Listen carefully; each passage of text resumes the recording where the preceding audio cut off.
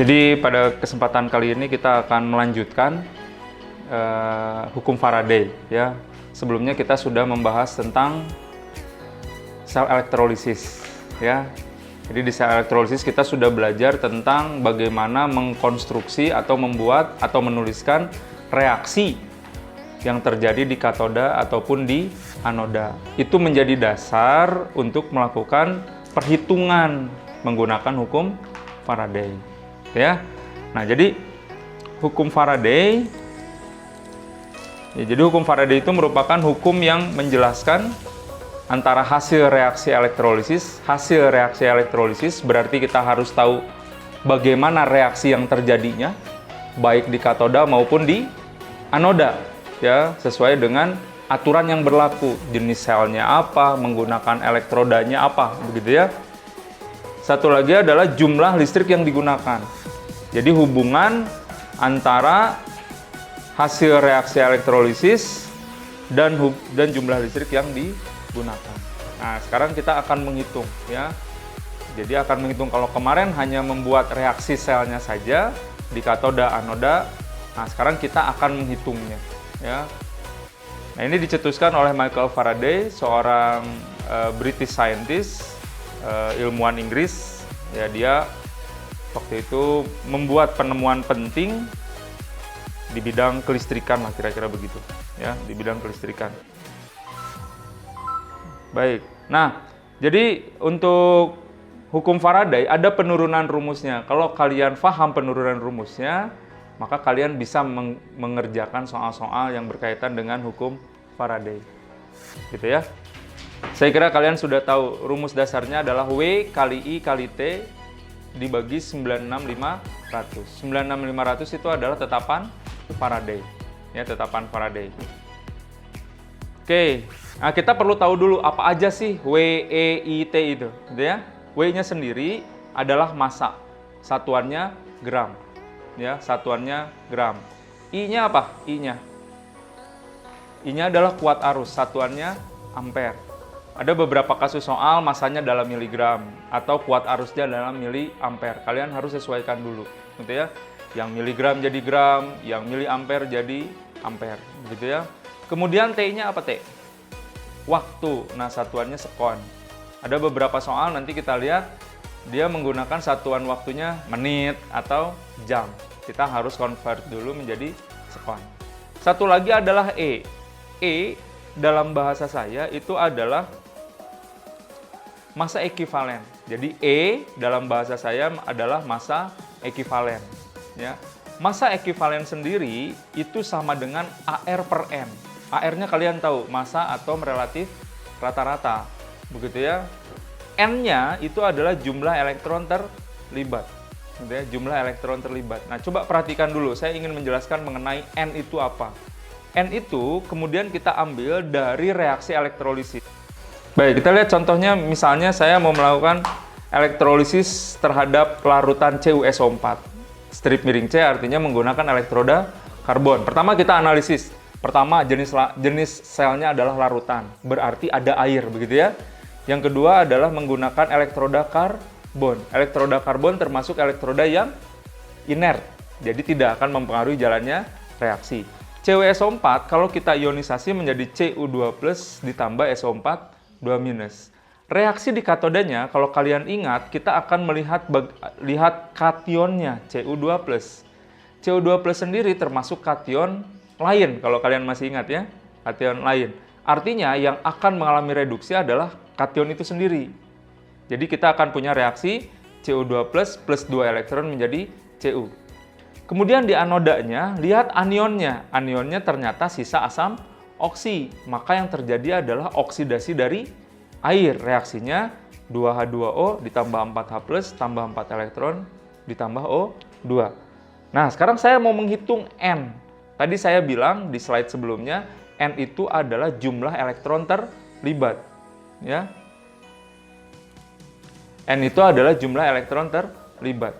Bagaimana cara menentukan jumlah elektron terlibat? Misal, kalau saya mau cari N untuk Cu. N untuk Cu itu adalah 2. Dari mana saya tahunya 2? Berapa koefisien elektron? Berapa koefisien Cu? 1. 2/1. Berapa? 2, itu. Jadi koefisien elektron dibagi koefisien zat yang dimaksud, yang mau dihitung. Sekarang kalau saya tanya, berapa N untuk H+? 1. Karena koefisien elektronnya 4, koefisien H+-nya 1. 4. 4 per 4 gitu. Bisa ya? Karena kalau saya tanya lagi, berapa N untuk O2? Koefisien elektronnya berapa? 4. Koefisien O2-nya 4 per 1. 4 gitu. Ngerti ya? Oke, satu contoh lagi.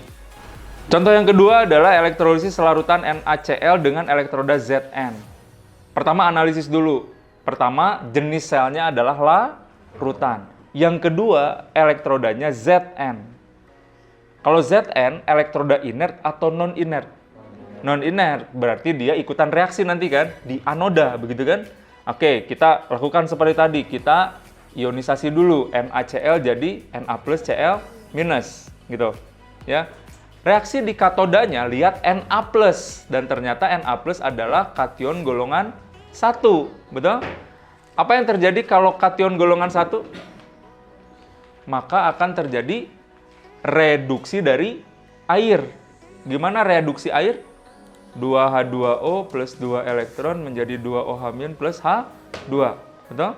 Nah, sekarang satu lagi adalah di anoda. Perhatikan di anoda, hati-hati kita menggunakan elektroda non-inert, Zn. Berarti elektrodanya akan mengalami oksidasi. Bagaimana oksidasi Zn? Zn menjadi Zn2+ plus 2 elektron. Nah, balik lagi, saya mau menghitung N-nya.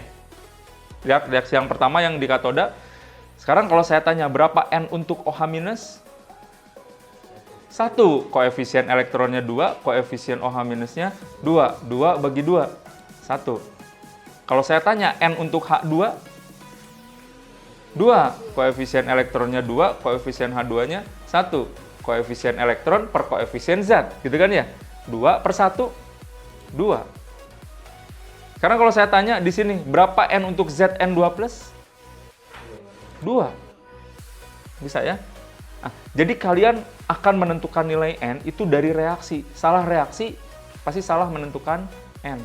Sehingga nanti ketika kita masukkan ke rumus, jadi salah gitu. Oke, kita balik lagi ke penurunan tadi ya. Kita balik lagi ke penurunan tadi. Oke. Nah, kita sudah tahu N itu adalah jumlah elektron terlibat. Sekarang perhatikan, di sini ada E, di sini pun E sama dengan AR per N. Kalau saya substitusi, maka saya punya rumus kedua, yaitu W sama dengan AR per N. Ini E kan ya, betul nggak? Dikali I kali T per 96500. Betul kan? Ya. Kemudian, sekarang saya mau nurunin lagi. Kalau AR-nya saya pindah ruaskan ke sebelah kiri. Kalau dipindah ruaskan ke sebelah kiri, maka saya punya W per AR. Betul nggak? W per AR itu W-nya apa? Massa per AR, betul nggak? Massa per AR itu apa? Mol, good. Makanya saya kasih keterangan, W per AR sama dengan massa per AR sama dengan mol. Artinya, kalau saya turunkan lagi ke sini, maka saya punya rumus yang baru sekarang. Mol sama dengan 1 per N dikali I dikali T per 96500. Betul ya? Nah, oke. Kita lanjutkan lagi penurunannya. Waktu belajar fisika, bab listrik kalau nggak salah, ada rumus I kali T itu sama dengan apa? Kalau kalian masih ingat itu Ki. Betul. Ki itu adalah muatan listrik, satuannya Coulomb. Karena di beberapa soal dia menggunakan satuan listriknya bukan ampere, tapi Coulomb. Makanya kita perlu turunin rumus nih. Jadi kita punya I kali T sama dengan Ki. Betul kan? Masukin lagi ke rumusnya, maka lebih sederhana sekarang, yaitu mol sama dengan 1 per N dikali Ki per 96500. Nah, suku yang ini, Ki per 96500, itu kan sama dengan I kali T per 96500, betul nggak? Dan itu sama dengan F. F itu adalah muatan listrik yang satuannya farad. Jadi kalau begitu rumusnya jadi sederhana. Karena suku yang Ki per 96500 itu F, jadi mol sama dengan F per N. Atau F sama dengan mol kali N. Mol kali N. N itu apa? Jumlah elektron terlibat. Jadi muatan listrik dalam satuan farad itu adalah jumlah mol elektron yang terlibat dalam reaksi sel elektrolisis. Begitu. Nah, ada dua catatan penting. Ada dua catatan penting yang perlu kalian pahami. Yang pertama nih. Yang pertama, bahwa F yang terlibat di katoda itu harus sama dengan F yang terlibat di anoda. Karena kerja dalam satu sel. Nggak mungkin dong di katodanya terlibat 1 farad, misalkan di anodanya jadi 2 farad. Kan nggak mungkin. Ya. F itu apa tadi F? Mol elektron terlibat. Sehingga catatan keduanya adalah bahwa mol elektron di katoda akan sama dengan mol elektron di anoda. Paham sampai sini ya? Paham ya? Oke. Kita lihat contohnya. Elektrolisis larutan CuSO4, biar gampang yang tadi kita udah turunin ya, udah kita buat reaksinya.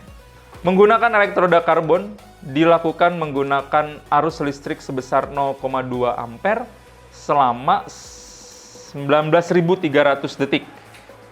Ya. Pertama, hitunglah massa Cu yang mengendap. Yang kedua, hitunglah volume gas oksigen yang terbentuk pada keadaan STP. Nah, untuk kerjain soal ini, pertama kalian harus bikin dulu reaksinya. Reaksinya harus benar dulu, baik reaksi katoda maupun reaksi anoda. Apa yang dielektrolisis? Apa yang dielektrolisis? CuSO4. Larutan atau lelehan? Larutan. Elektrodanya inert atau non-inert? Inert. Oke. Berarti kalau gitu kita ionisasi dulu elektrolitnya, yaitu CuSO4. CuSO4 kalau kita ionisasi menjadi Cu2 plus SO4 2 minus. Di katoda ada reaksi apa? Cu2 plus 2 elektron menjadi Cu, betul? Ya. Di anodanya 2H2O menjadi 4H plus 4 elektron plus O2. Kita jawab yang A. Yang A ditanya massa Cu, berarti nanti rumusnya W sama dengan. Gitu kan? W sama dengan. Karena ada ampere, kuat arus, ada waktu, T, betul nggak? Maka munculkan I kali T, betul? Ya. Yang mana yang saya pakai? Yang saya pakai rumusnya adalah rumus yang kedua. W sama dengan AR per N dikali I kali T per 96500. Gitu ya? Nah, berarti harus tahu N-nya dulu kan? Pertanyaan saya, berapa N untuk Cu? 2. Oke, N untuk Cu 2. Kita pakai rumus ini. W Cu. AR Cu. Saya kasih tahu AR Cu-nya 63,5. N-nya berapa? 2. I-nya berapa? 0,2. T-nya berapa? 19.396.500. Kan berarti bisa dikerjakan. Betul nggak? Karena semua komponennya sudah ada. Kita masukkan 63,5 dibagi 2 dikali 0,2 kali 19.300 dibagi 96.500. Hitung, kita punya 1,27 gram. Selesai. Ya. Kita jawab yang kedua. Hitunglah volume gas oksigen yang terbentuk pada keadaan STP. Kalau kalian masih ingat, pas saya menurunkan rumus, itu tidak ada volume sama dengan. Betul nggak? Tapi yang adalah mol sama dengan. Karena nanti dari mol bisa kita ubah menjadi volume. Kalau kalian masih ingat stoikiometri, nanti hubungannya volume gas pada STP sama dengan mol dikali angka sakti 22,4. Berarti kita cari dulu mol oksigen. Sebelum kita cari mol oksigen, kita harus tentukan dulu N untuk oksigen berapa? 4. Dari mana ngitung 4-nya? Koefisien elektronnya 4, koefisien O2-nya 1. Koefisien elektron dibagi koefisien O2. 4 per 1, 4. Ya, 4. Nah, kita pakai rumus yang ini. Mol O2 sama dengan 1 per N. Nggak lagi pakai AR per N. Kalau AR per N dapatnya W, kan gitu ya. Jadi, 1 per N dikali I kali T per 96.500. Masukkan saja. 1, N-nya berapa? 4, I-nya tadi sudah ada 0,2, T-nya 19.300, 96.500. Kita hitung dapat 0,01 mol. Langsung pakai rumus itu, VO2 sama dengan mol dikali 22,4. 0,1 dikali 0,01 kali 22,4. Atau 0,224. Atau 224 ml.